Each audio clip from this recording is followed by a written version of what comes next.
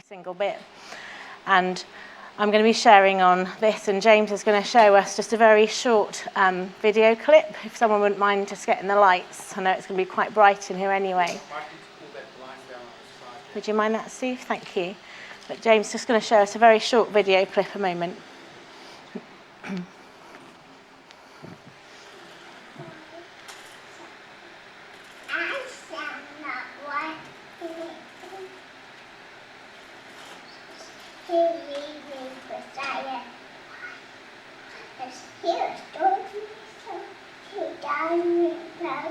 Righteousness for his name's sake. Amen. What thy shall order, and feel no evil, for you are with me. Your word is just a cup for me. You prepare a table before me in the presence of my enemies. Anoint my head with oil to overflows. Surely goodness, mercy, and all the days of my life, I swear in the house, Lord, forever. Yay! Now this is a psalm. I was brought up in a Brethren church where the word was really taught, and this is a psalm I was taught as a child like that to know off by heart. And it's a psalm that I know really well, and I've said it. And I was chatting with Steve about this yesterday, and he said it's one of those psalms where you know it quite well, but it's so easy to overlook what really is in there. And over the last 3 months, this psalm has popped up everywhere that I have gone. It's popped up in my Bible readings. It's popped up when I turned on the TBN God channel. And then it was referred to when I went to preach in Mortshire Bishop a few weeks ago by the guy who was leading the music. And then on Wednesday in Sal, we ended Sal and we were all praying together. And then at the end, Janet Sterling came up and said, Psalm 23 kept coming into my head, and it didn't feel relevant to share it then, but I felt I had to just come and say it to you. Just Psalm 23. And I said, I know, God's just really confirming this in my heart. And there must be something really important that God's saying to me in my life. But as the more I pondered on it and kind of unpacked it, I realised actually I can't live in the way that I was living, because it's had that kind of revelation and revival in my heart about it. And I asked Neil if I could share it, if it's appropriate at some point, and Neil just said, go for it. I've realised that I've read this psalm, I have no idea what God is capable of doing in my own life. Because I limit him, I hem him in and say, this is what God can do. But that's only what Sarah can do. And as I read this psalm, I just think right here, right now, he wants to restore us. And Neil was saying that this morning about that time of refreshing and restoring. And over the past few weeks, and even in our nation, there's been some pretty dark times, haven't there? When we think about the Manchester bombing, the London attack, the London fire of the flats, the political unrest around the election. We read in the papers that there's an increase in cancer. More people than ever before are taking antidepressants. We read about child and adolescent mental health and the difficulties in schools. Well, what does God say about that? What does God say about the attacks? What does he say about the increase of people struggling?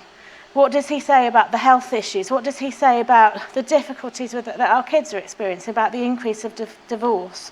What does he say? Well, he says this, the Lord is my shepherd, I shall not want. He makes me lie down in green pastures. He leads me beside the still waters. He restores my soul. He guides me in the paths of righteousness for his name's sake.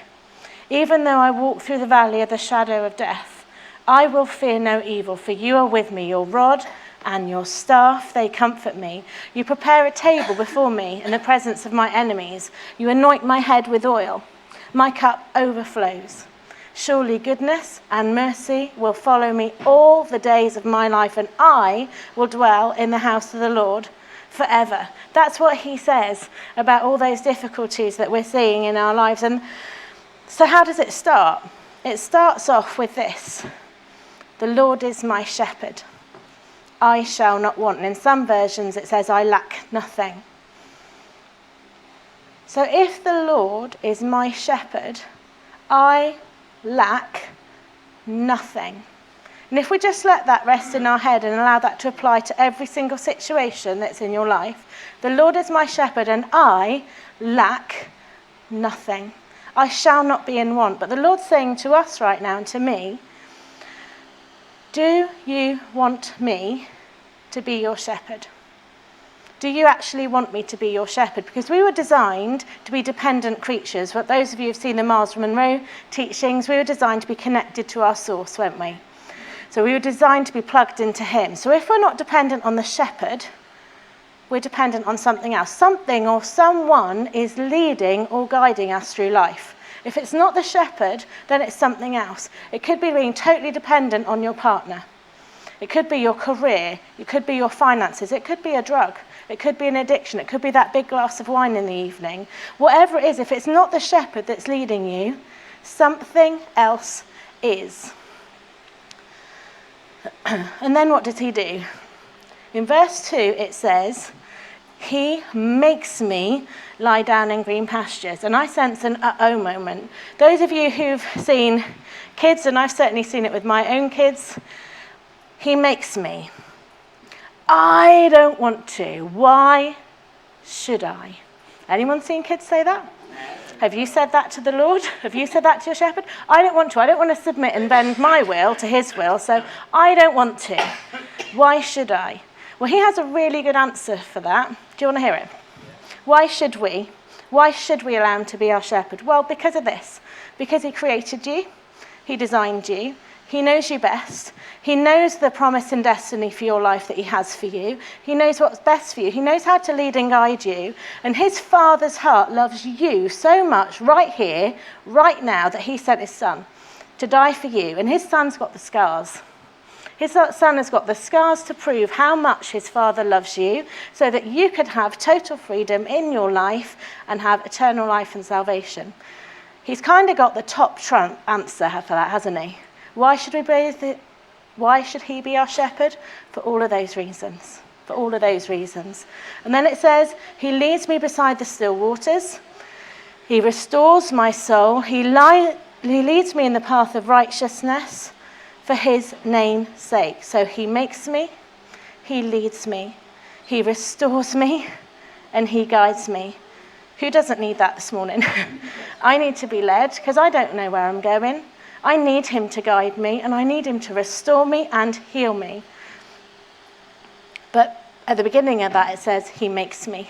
So I had to submit my will so that he can do those things. So why don't we, or I, let him be my shepherd? Well, what do we know about sheep? What word do we associate? What was that, Jen? Yes. Well, sheep, I grew up on a farm. Okay, so I know a little bit about sheep. And my dad had cattle, he had sheep, and he had arable farming too. And my job on the farm from really quite young was to look after the orphan lambs, which sounds pretty cozy and cute. But sheep are dumb. They are stupid. They look cute and fluffy, like Claire said, but when you get up close, they stink. They absolutely stink. And also, they aren't the brightest. So why did God use that analogy?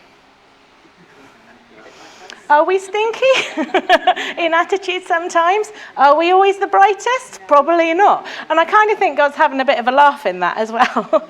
And my experience on the farm with the sheep is that, so I used to go out on the farm a lot with my grandpa. So my grandpa and my dad owned the farm together.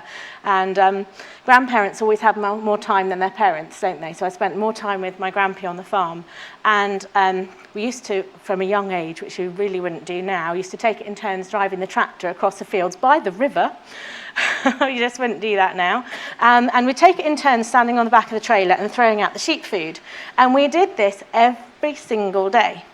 So the sheep could have learned that the food will go in a big long line so they don't all have to rush to the start. And most of the food is dumped out at the end, so the best bit is actually at the end.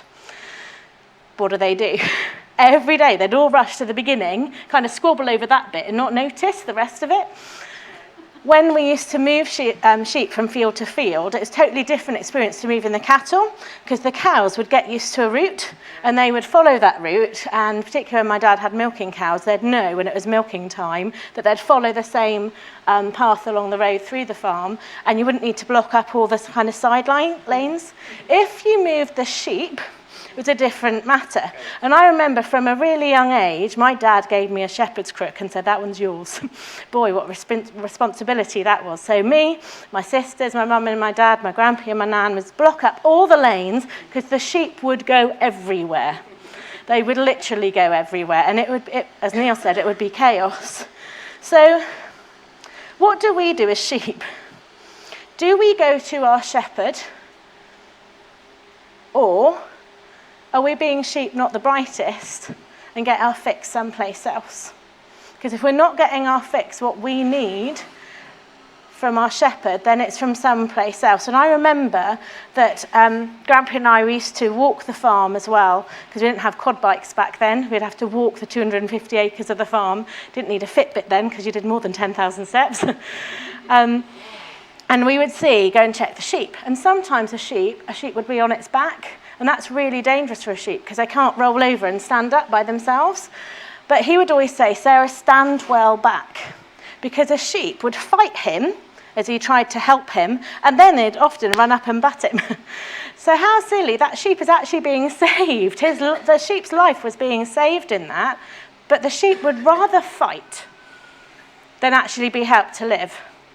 How often does God come in, or maybe God uses someone else to come in and speak into your life to help you, to bring you life, but you'd rather fight it? I do that.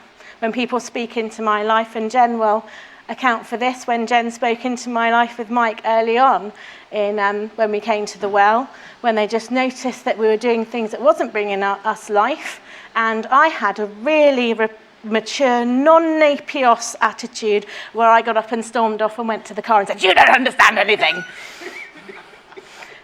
So how do we respond when people try and give us life? What do we do?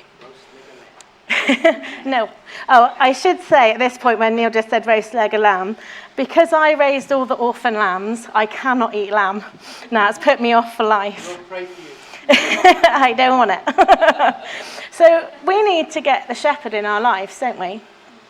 We need to believe in the power of him to lead us, to guide us, to restore us. We need to trust him to restore our families, to restore our finances, our careers, whatever it is. We need to trust him in everything. And only then can we say, the Lord is my shepherd, I shall not want, because I'm not getting my fix anywhere else.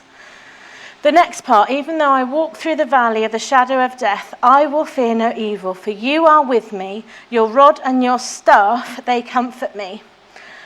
I remember once at our old church, someone described our house group, and it really annoyed Steve.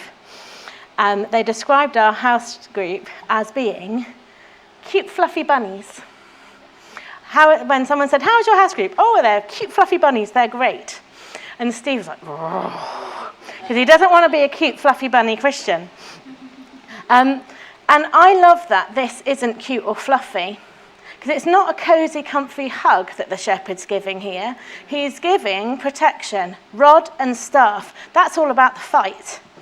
So he makes me, he leads me, he restores me, he guides me, and now he protects me as well. He looks after me. And he's there ahead of me, fighting against anything that comes my way. But then there's the other bit of it.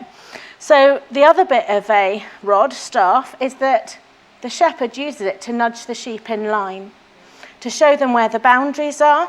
When I was Tegan's age, we went up to visit a farm near Belstone on Dartmoor, and one of Dad's friends has a farm there, and a walker had kindly removed a lamb from the moors and said, I couldn't see its mum.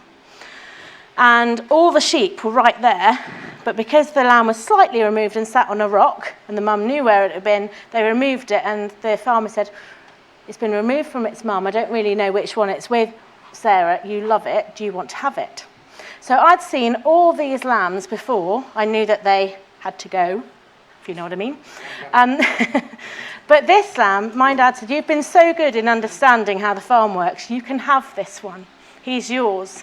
So I brought home this really cute black-faced lamb, tiny, a few days old, big, thick, fluffy wool because it needed it to be hardy on the moors. And Dad built a pen in our garden, which is effectively a field in front of our house, and I would go and feed it, look after it, and I used to walk it with a lead and walk around with it everywhere. But this lamb began to know that I was its shepherd.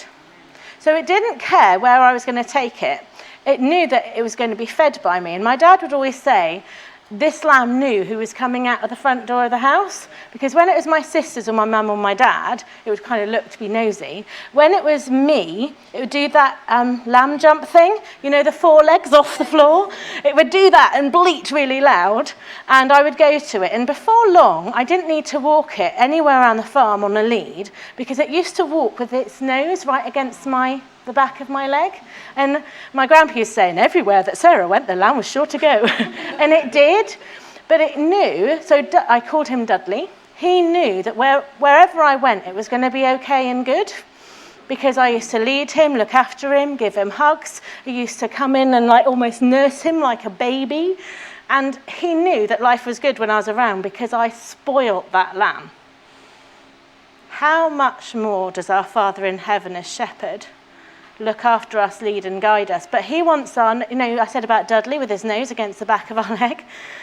The Lord wants us to put our nose against him almost and follow him and say, I don't care where the pasture is, because I know what you've got is good for me, so I'm just going to lead you, guide or follow you anyway as you guide me. So he makes me, leads me, guides me, restores me, comforts me, protects me, and then you prepare a table before me in the presence of my enemies. You anoint my head with oil, so you bless me. So you prepare everything I need, so I lack nothing. You bless me until my cup overflows. So he blesses me so much so that I can fulfill my destiny in him. How awesome is that? And then the bonus bit, the extra, so that we can live in paradise, so that we can dwell in his house forever. And do you know what I love? In this psalm, and I really want to get this in my head, that he's leading me and guiding me, so he's always in front of me. He's protecting me, preparing for me, so he's right here, either side of me. And his love and mercy follows me all the days of my life. So he's behind me, he's in front of me, he's beside me, he's behind me. He hems me in all the days of my life. Now it says that he prepares a table before me in the presence of my enemies. So I want you to kind of imagine. So your shepherd is saying to you, and he's saying to me, here I am at the table. Here I am, come and sit with me, and I will provide for you everything you need. And I've just used an illustration of food, but it's not saying that the provision is food. But revival and deliverance in our lives probably doesn't happen when everything is going good. Revival and deliverance will probably come in the midst of the battle. No, we're all living in a battle. Do you know anyone who's living in a battle in your community, in your family? Whether it's cancer, marriage difficulties, problems with kids, whether it's health issues, being depressed. Who knows what that is? And I'm really not, don't get me wrong, I'm not belittling any of those battles, but he has a table for that. In 1 Peter 5:8 it says, be sober, be vigilant, because your adversary, the devil, walks about like a roaring lion, seeking whom he may devour. Jesus has this table, but it's very real that we are in a battle, and the enemy wants to pick us off, to find a crack, to wreak havoc. And this is quite apt being Father's Day. The enemy doesn't come to steal and destroy because he wants to get you. He wants to come and steal and destroy because he wants to take the Father's glory. It's never about you, it's never about me. The enemy comes to steal and destroy so that he can take the Father's glory. How many times have you heard mum and dad say about their kids, that was really tough for them and it hurt them, but not as much as it hurt me. And mums and dads, when you watch your children, when they hurt, you hurt, don't you? How much more does the Father in heaven hurt? And Neil said this already this morning. How much more does the Father in heaven hurt when he sees things blocking anything that stops you from fulfilling your destiny in him? It hurts your Father when he sees the enemy coming to steal and destroy, because what does your Father see in you? He sees your potential. He sees your promise and all that he hopes for you. He doesn't see us where we are right now. He doesn't see us as a stinky sheep, thank goodness. He sees the potential in you. And the enemy tries to rob God of the glory by coming after you. And you see, there you are. I'm going to go back to my table. There you are at your table with the shepherd. And before you know it, Alan, could you bring up a chair, please? And just put it in the front. Just in front of the table, that'd be great. Thank you. Before you know it, the enemy will come in and bring up another chair. And I'll pretend that this is the chair that Alan bought. And he'll say things like this. You're never going to make it through this. You're not good enough. Other people are so much better than you. You know, Sarah, I've asked you to preach on Psalm 23, but actually Lynn knows the word better than you, so she should be doing it, so get off. And Claire looks so nice in that white dress, and maybe she looks so much better than you. And maybe everyone's looking going, who's she talking this morning? They're all against you. Does anyone else hear those kind of things in their head sometimes, or just me? That is never the voice of the shepherd. That is the voice of the enemy coming to steal and destroy, to rob you of the potential and the provision that Jesus has for you. So what do you do in that moment? We're called to lock eyes with our shepherd and say, I know you make me, and I don't always like it, but I know it's best for me. I know you lead me, guide me, restore me, protect me, and you prepare everything I need in the very presence of my enemies. And Satan, you're not going to get me, you're not going to get my thoughts, you're not going to get my potential, you're not going to get my husband, my family, and you're not going to get the glory here. If you've seen the War Rooms story, and Kate, I know it's one of your favourites, that's very real in that story, where the wife, the character in the story, realises that her family is being destroyed and she has to stand up against the enemy. And very recently, poor Steve, who has to live with me and put up with me, the other day, I came down from putting the girls to bed, and there'd been a bit of an issue with our oldest, and it had been a bit difficult. And I came downstairs and hit the worktop with my hand, which I wish I hadn't because it hurt. And I said, enemy, you will not get my family. You will not take this from me, and I know what you're doing. And I just started shouting, and Steve was like, what is going on? Because I just came in the room and started shouting. And I was so angry that things were going on in my family that I know weren't of God. And I walked out, those of you who know our house, through the kitchen, through the garden room, and I opened the door. And because I just felt so worked up, like I wanted to get out. And then along our back patio flew something that we've never seen in our garden before. A bat flew along the patio and upstairs and up into the garden. Now, I still don't know to this day if it was a physical bat or a spiritual bat that I just saw with my eyes, or whether it was just a coincidence. But I don't care. In that moment, it reminded me that we have the power to bring victory to our homes, to our families, because he prepares a table for us in the presence of our enemies, and he blesses us so our cup overflows. You know, when we look at this table, it's not about the food, so don't let that distract you. What is the provision? When he says, I prepare a table, what is that provision? The provision is him. David, who wrote this psalm, had a real life threat. Even though he walked through the valley of the shadow of death, there were real enemies chasing him. But he said, I'm not going to fear any evil. You know, but by preparing a table in the presence of the enemies, what's he doing? He's bringing his presence into the situation. God never said, when you become a Christian, everything will be perfect and I'll deliver you out the stuff. That doesn't happen. He always delivers us in the stuff, in the battle. And if you think of Shadrach, Meshach and Abednego, when they were thrown into the fiery furnace, they weren't stopped from going in the fire, were they? They went into that fire, and when the king looked in to the fiery furnace where those three guys were, what did they see? The fourth person. That was God delivering them in the stuff. He didn't take them out the fire. He let them go in the fire, and then he joined them and he brought his presence, a table that he prepared in the middle of that battle. And then, because the king saw that, he was like, get them out! Another example is, I'll come to that bit in a minute. So often we think that we need to get things sorted first ourselves, and that is the wrong way of thinking. And I hear quite often, I'll get baptised when I've got this bit sorted. Steve and I, the journey towards becoming elders recently, it wasn't always a smooth, easy journey. And there were times we thought, do you know what, we don't think we can do this. Ask Neil and Lynn. Even a few weeks before we became elders, we were saying, do you know what, we need to talk to you because there's just so much stuff going on. But God doesn't deliver us out of the stuff. He wants us to step up in the stuff, and he'll join us in there. And I don't know why it is when people become Christians, they think that everything's going to become perfect. It doesn't, but he provides everything we need so that we lack nothing. I'm running out of time, so I'll read this bit quickly.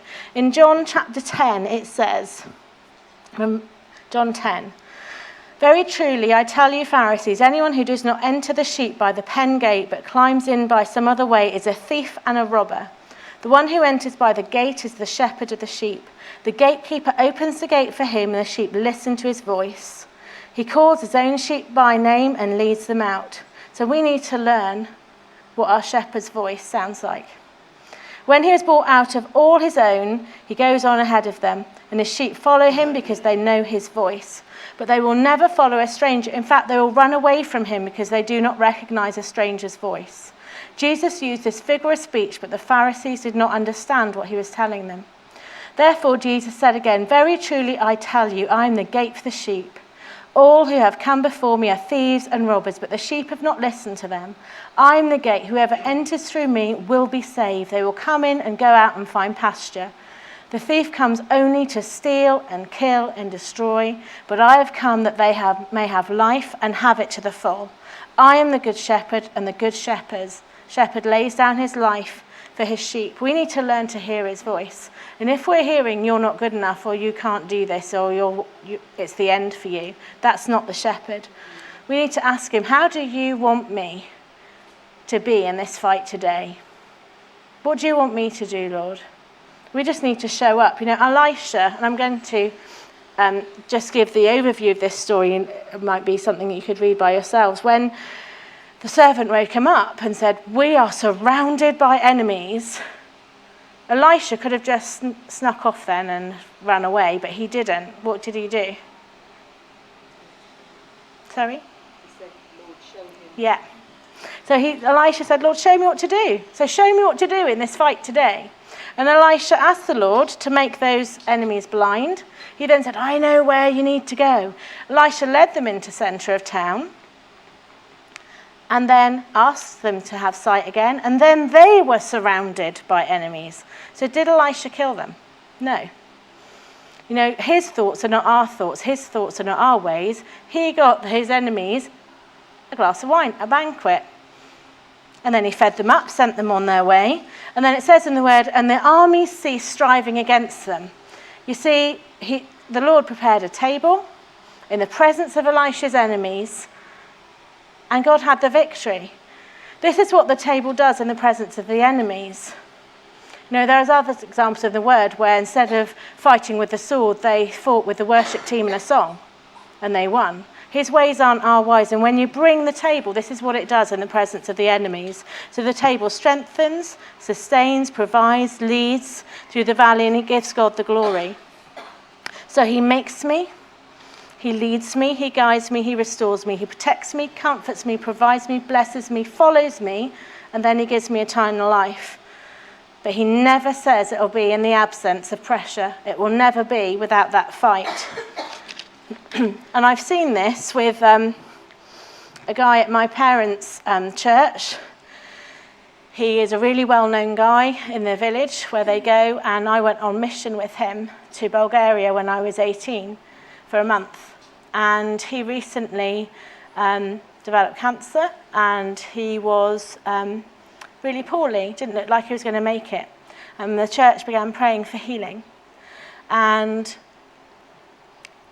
in amongst all that, he never stopped praising God. He never stopped, and his wife never stopped declaring God. And sadly, he did pass away before Christmas. And you could say, well, where was God in all of that? And then recently, how did God get the glory and the victory in that? But recently, the community in the village asked if they could have a commemoration service for him. They put up a bench in the recreation field, and the non-Christians of that village organised a celebration service for him. And they stood up and they said, he was a man of God and a man of faith. Isn't there victory in that? So the enemy comes to steal and destroy, but the God will always have the victory. So what's next? He anoints my head with oil, my cup overflows, and now I'm going to say it's all mine. So he blesses me so my cup overflows, but do we live in a community and do we have families that are in strife, that are in a battle? So we have a responsibility. If we're following the shepherd and we're saying, you anoint me and bless me till my cup overflows, that responsibility is this, that we share it with every single person that we come into contact with. Because if there's enough for me, there is also enough for everyone that I walk past. And Ben's hoping come towards him. I could see it. He's getting really excited. I didn't know I'd have that, but go on, Ben, I can't resist now. So that not only is there enough, was that it? Okay. Not only is there enough for me, but for everyone. So when I go to work tomorrow, my cup will overflow onto my colleagues, onto the children. As I go home this afternoon, my cup will overflow onto my neighbours, my family. We know one of our neighbours has got serious difficulties right now. So my cup overflows. I'm going to lay hands on their walls, on their garden fence, and I'm going to pray for them, because there's so much for me, it should be spilling out onto everyone else. So just to land this, God wants to bring restoration and revival in our hearts today. And as restoration and revival comes into our hearts, there will be enough for everyone else. So do you need the shepherd today to lead and guide you and restore you? Is today the day for you to lock eyes with your shepherd and say, I'm going to put my nose right up to you and go wherever you go? Do you need his protection? Do you need that restoration and healing power? Because as Neil said, you just feel a bit dried up right now. Do you need to stop the enemy from sitting at your table and stealing your provision? Do you want that overflow in your life to spill out onto those around you? Now, I'm not going to ask people to come up for prayer. I'm just going to ask that we stand together. And I'm going to read out Psalm 23. And I want his words to minister to our hearts. And then I'm going to invite the dads to come and have a feast in the house. I know Ben was getting really excited. But Ben, I didn't show you them. So I want us to stand together. And yeah, sure. Yeah. Before you started, a fluttering came, and I just sensed the Lord say, please wait on me, please do not run away. And I didn't know what you were going to speak of. Sure. But he said, I talked to everybody here, please do not run away, and I want you to come to me and be with me. So in case you can hear, as Andy was saying, that she felt the Lord say before, earlier on, wait on me. The Lord's saying, wait on me, don't run away, be present. So let's allow him to minister to our hearts, bring revival and restoration in our hearts this morning. So the Lord is my shepherd, I shall not want. He makes me lie down in green pastures. He leads me beside the still waters. He restores my soul. He guides me in paths of righteousness for his name's sake. Even though I walk through the valley of the shadow of death, I will fear no evil. For you are with me, your rod and your staff, they comfort me. You prepare a table before me in the presence of my enemies. You anoint my head with oil, and my cup overflows. Surely goodness and mercy will follow me all the days of my life, and I will dwell in the house of the Lord forever. Amen. So James is just going to put on a song, and Dads, if you would like to come and have a bit of a feast. Pat's asking about the baskets. Do you want to do it? Yeah. So whilst James plays a song, Dads, if you'd like to come and have a feast, that the offering basket's coming around, please join us for tea and coffee afterwards. Thank you very much. Sorry, no It's biblical to eat Yeah. roast leg of lamb. I can't Jesus do it. is the roast leg. No, close that. Oh, sorry.